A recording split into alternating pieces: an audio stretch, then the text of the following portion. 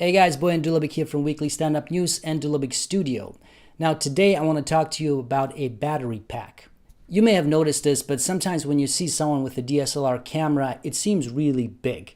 Well, a lot of times that's because they have a battery pack which attaches to the bottom of it. A battery pack is an extension to your existing battery.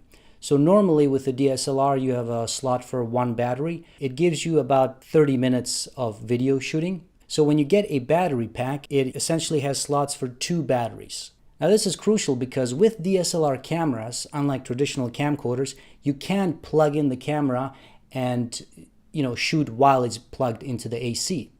So you don't have that option, which can limit you. So if you're outside, you have one of two options. You can carry a lot of batteries with you and then just change them every 20 to 30 minutes. Or just take a battery pack with you, and that way it doubles your battery life. Now that can be very helpful in the filmmaking process, and it can speed up things. And when you're shooting guerrilla style filmmaking, you don't have a lot of time, so everything has to be fast, and that's really a lifesaver. Now a few things to keep in mind. A drawback with using a battery pack is obviously you're attaching another device to your camera, which will make it heavier and will make it bulkier.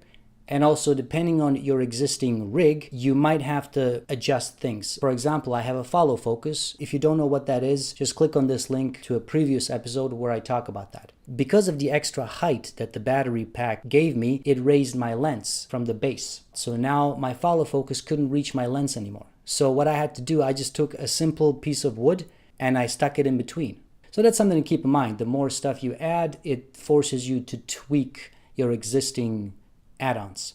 Now, if you get a so-called professional battery pack, it's going to cost you, depending on the model of your DSLR camera, it's going to cost you $100, maybe $200, which, let me tell you, that's ridiculous. It's just a piece of plastic, folks. There's really not much to it. Now, there's a few added buttons that allow you to hold the camera in portrait mode if you take photos in portrait mode, and that makes your life a bit easier. But all in all, it's not something that should be worth $100 or $200. So do the same thing I did. Just go on Google, find the cheapest one. Just make sure it's compatible with your camera. So in my case, I just typed in T3i Canon battery pack, and I got it for, I think it was about 45 bucks, and that included two batteries. One battery by itself is going to cost you about 40 bucks, at least in my case with the T3i.